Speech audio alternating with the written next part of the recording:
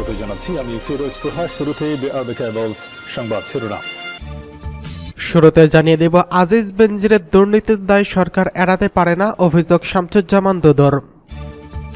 জানিয়ে দেব, তারুণ্যের বিপ্লবে সরকারের পতন ঘটাতে হবে, হুঁশিয়ারি ভিপি নুরের। এছাড়া রয়েছে জাতীয় কবি সমাধিতে বিএনপির শ্রদ্ধা নিবেদন। জানিয়ে দেব, রিজার্ভ নিয়ে কোনো লুকোচুরি বরদাস্ত করা হবে না, হুঁশিয়ারি ইসলামী আন্দোলনের। জানিয়ে দেব, কাউকে জেলে পাঠানোর এজেন্ডা আমাদের নেই বলেছে ওবায়দুল কাদের। সর্বশেষ জানিয়ে দেব, ঘুষ ও দুর্নীতিমুক্ত সমাজ গঠনের দাবি গণতন্ত্র পার্টির। আজিজ বেনজিরের দুর্নীতির দায় সরকার এড়াতে পারে না বলছে শামসুজ্জামান দুদু। সাবেক সেনাপ্রধান আজিজ আহমেদ ও সাবেক আইজিপি বেনজির আহমেদের দুর্নীতির দায় সরকার এড়াতে পারে না বলে মন্তব্য করেছেন বিএনপির ভাইস চেয়ারম্যান শামসুজ্জামান দুদু। শুক্রবার 24শে মে জাতীয় প্রেস ক্লাবের সামনে গণতন্ত্র ফোরাম আয়োজিত অবস্থান কর্মসূচিতে এসব কথা বলেন তিনি। বিএনপি চেয়ারপারসন বেগম খালেদা জিয়া ও ভারপ্রাপ্ত চেয়ারম্যান তারেক রহমানের বিরুদ্ধে মিথ্যা মামলা প্রত্যাহারের দাবিতে এই কর্মসূচির আয়োজন করা হয়। অবস্থান কর্মসূচি থেকে যুবদলের সভাপতি সুলতান সালাউদ্দিন টুকু ও বিএনপির নেতা ইঞ্জিনিয়ার ইশরাক হোসেন সহ সব রাজবন্দির মুক্তির দাবি জানানো হয়। শামসুজ্জামান দুদু বলেন, সরকার বড় বিপদে আছে।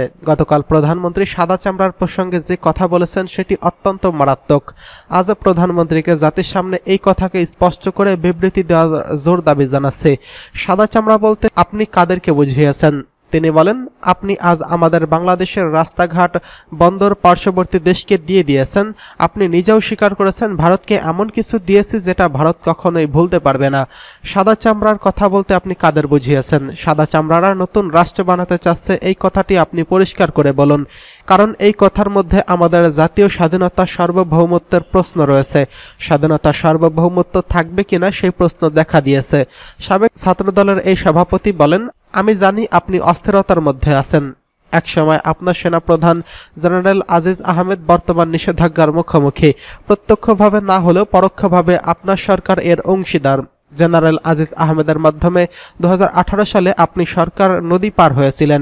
আপনার এক সময়ের পুলিশ বেনজির আহমেদের সম্পদ ও ব্যাংক হিসাব জব্দ করার জন্য বলেছেন আদালত। বেনজির শুধু আপনার সমর্থকই ছিলেন না, আপনি তার ঘাড়ে চেপে পুলিশের সমর্থনে সরকার গঠন করেছিলেন।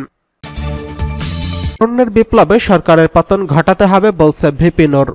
দুর্নীতিবাজ, দুর্বৃত্ত ও অর্থ পাচারকারীদের গ্রেফতারের দাবি জানিয়ে গণ অধিকার পরিষদের একাংশের সভাপতি ও ডাকসুর সাবেক ভিপি নুরুল হক নূর বলেছেন, রাজনৈতিক আন্দোলনের পাশাপাশি দুর্নীতি, লুটপাট আর দুর্বৃত্তায়নের বিরুদ্ধে সামাজিক আন্দোলন গড়ে তুলতে হবে। সামাজিক আন্দোলনকে রাজনৈতিক আন্দোলনে পরিণত করে রাজপথে তারুণ্যের বিপ্লবে ফ্যাসিবাদীদের পতন ঘটাতে হবে। আর তার জন্যই রাজপথে সাহসী নেতৃত্বের প্রয়োজন হয়। মহান মুক্তিযুদ্ধের মতো তারুণ্যের এগিয়ে আসতে হবে। জাতীয় প্রেস ক্লাবের সামনে এক বিক্ষোভ সমাবেশে এসব কথা বলেন তিনি। সরকার বাজার কারসাজি, দুর্নীতি, লুটপাট ও অর্থ পাচারের সঙ্গে জড়িতদের গ্রেফতারের দাবিতে গণ অধিকার পরিষদের ঢাকা মহানগর উত্তর ও দক্ষিণে যৌথ উদ্যোগে এই সমাবেশ করা হয়। সমাবেশ শেষে প্রেস ক্লাব থেকে একটি মিছিল শুরু করে বিজয়নগর পানির ট্যাঙ্কির মোড়ে গিয়ে শেষ হয়। নুরুল হক নূর বলেন, স্বরাষ্ট্রমন্ত্রী কয়েক ঘন্টার এমপি আনারের হত্যার তথ্য দিলেন, অথচ এক যুগ পার হলেও সাংবাদিক দম্পতি রুনি সাগর হত্যার তথ্য দিতে পারেন না। তার মানে এই সরকার হত্যাকারীদের রক্ষা করছে। অন্যদিকে জনগণের ভোটাধিকার কেড়ে নিয়ে জোর জবরদস্তি করে দেশ চালাচ্ছে ক্ষমতাসীনরা। এইভাবে দেশ চলতে পারে না। গণ অধিকার পরিষদের এই অংশের সাধারণ সম্পাদক রাশেদ খান বলেছেন, দেশটা আজ খাদের কিনারায় পড়ে গেছে। দুর্নীতি, অপকর্ম আন্তর্জাতিক মহলের কাছে বাংলাদেশিদের হেয় প্রতিপন্ন করছে। সরকারকে বলবো, পদত্যাগ করে সকল দলকে নিয়ে জাতীয় ঐক্যমত্য প্রতিষ্ঠার কাজ করুন। তত্ত্বাবধায়ক সরকারের অধীনে নির্বাচন দিন, অন্যথায় দেশ যে সংকট শুরু হয়েছে তা আরও ঘনীভূত হবে।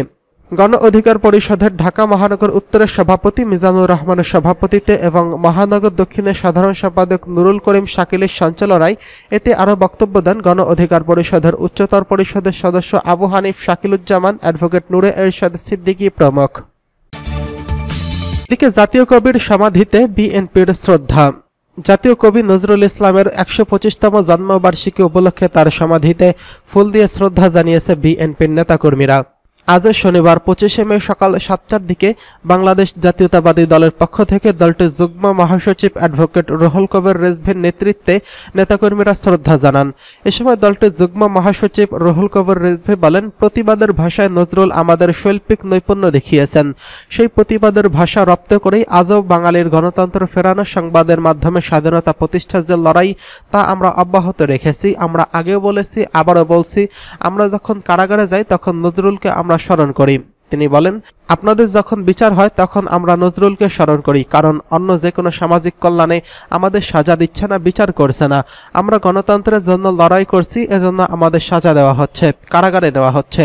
নজরুলের মুখ থেকেই প্রথম সাম্য স্বাধীনতার দাবি উঠেছিল বলেই তাকে কারাগারে নেওয়া হয়েছিল। রিজার্ভ নিয়ে কোনো লুকোচুরি বরদাস্ত করা হবে না, হুঁশিয়ারি ইসলামী আন্দোলনের। ইসলামী আন্দোলনের মহাসচিব মাওলানা ইউনুস আহমেদ বলেছেন, রিজার্ভ নিয়ে সরকারের নানা মহলে নানা বক্তব্য আসছে। অপরদিকে ভারতের গণমাধ্যম রিজার্ভ চুরির রিপোর্ট প্রকাশিত করেছে। রিজার্ভ নিয়ে আসলে কি ঘটেছে তা জাতির সামনে স্পষ্ট করতে হবে। একই সঙ্গে রিজার্ভ নিয়ে কোনো প্রকার লুকোচুরি বরদাস্ত করা হবে না বলে হুঁশিয়ারি দেন তিনি। ইসলামী আন্দোলন বাংলাদেশ ঢাকা মহানগর দক্ষিণের বার্ষিক দায়িত্বশীল মূল্যায়নের সভায় প্রধান অতিথির বক্তব্যে তিনি এসব কথা বলেন। ইউনুস আহমেদ বলেন, ফিলিস্তিনের সমস্যা শুধু ফিলিস্তিনের নয়, মসজিদুল আকসা সমগ্র মুসলিম উম্মার সম্পদ। উম্মার সম্পদ রক্ষা করার জন্য ওআইসি সহ মুসলিম বিশ্বকে কার্যকর পদক্ষেপ গ্রহণ করতে হবে। আগামী 31শে মে ঢাকায় স্বাধীন ফিলিস্তিনের রাষ্ট্র গঠনের দাবিতে মিছিল ও গণমিছিল সফল করার জন্য সকলকে আহ্বান জানান তিনি। ঢাকা মহানগর দক্ষিণের সভাপতি মাওলানা মোহাম্মদ ইমতিয়াজ আলমের সভাপতিত্বে মতবিনিময় সভায় আরও উপস্থিত ছিলেন আলতাফ হোসেন, আনোয়ার হোসেন, আব্দুল আউয়াল, ডক্টর শহীদুল ইসলাম, KM শরীয়তুল্লাহ প্রমুখ।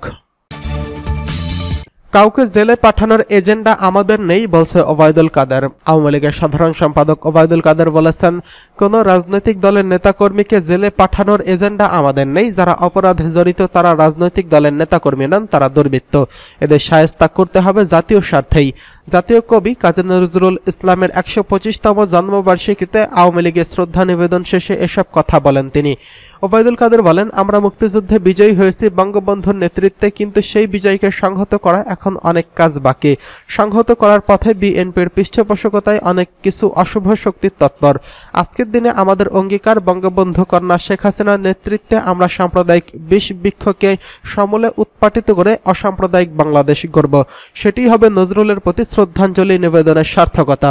এই সময় আওয়ামী লীগের নেতাকর্মীদের মধ্যে সেখানে উপস্থিত ছিলেন দলের সভাপতি মণ্ডলীর সদস্য ডক্টর মোস্তফা জামাল মহিউদ্দিন, যুগ্ম সাধারণ সম্পাদক আফামা বাহাউদ্দিন নাসিম, সাংগঠনিক সম্পাদক আহমদ হোসেন, SM কামাল হোসেন, সুজিত রায় নন্দী, দপ্তর সম্পাদক ব্যারিস্টার বিপ্লব বড়ুয়া, প্রচার ও প্রকাশনা বিষয়ক সম্পাদক আব্দুস সোবাহান গোলাপ ও বিজ্ঞান প্রযুক্তি বিষয়ক সম্পাদক ইঞ্জিনিয়ার আব্দুস সবুর প্রমুখ।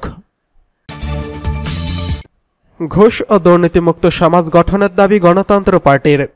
ঘুষ ও দুর্নীতিমুক্ত সমাজ গঠন ও কাঁচা চামড়ার মূল্য বৃদ্ধি নিশ্চিত করার দাবি জানিয়েছেন গণতান্ত্রিক পার্টি। দলের কেন্দ্রীয় কার্যালয়ে অনুষ্ঠিত এক প্রাক বাজেট আলোচনায় এই দাবি জানান কেন্দ্রীয় নেতারা। নেতৃবৃন্দ বলেন, সাধারণ মানুষকে স্বস্তি দিতেই সিন্ডিকেট ভাঙতে হবে। ঘুষ ও দুর্নীতিমুক্ত সমাজ গঠন ও কাঁচা চামড়ার মূল্য নিশ্চিত করতে হবে। আসন্ন বাজেটে নিত্য প্রয়োজনীয় জিনিসের দাম সাধারণ মানুষের ক্রয় ক্ষমতার মধ্যে আনতে কার্যকর ব্যবস্থা দেওয়ার দাবি জানান তারা। বক্তারা বলেন, মুক্তিযুদ্ধের চেতনায় অসাম্প্রদায়িক ও সমাজতান্ত্রিক বাংলাদেশ গড়ে তোলার সংগ্রাম জোরদার করতে হবে। এজন্য সরকারকে সবচেয়ে শক্তিশালী ও বেশি উদ্যোগী ভূমিকা পালনের তাগিদ দেন তারা। পার্টির ভারপ্রাপ্ত সভাপতি বীর মুক্তিযোদ্ধা অধ্যাপক ডক্টর শহীদুল্লাহ সিকদারের সভাপতিত্বে প্রাক বাজেট আলোচনা সভা পরিচালনা করেন পার্টির সাধারণ সম্পাদক বীর মুক্তিযোদ্ধা অ্যাডভোকেট ভূপেন্দ্র ভৌমিক দলন।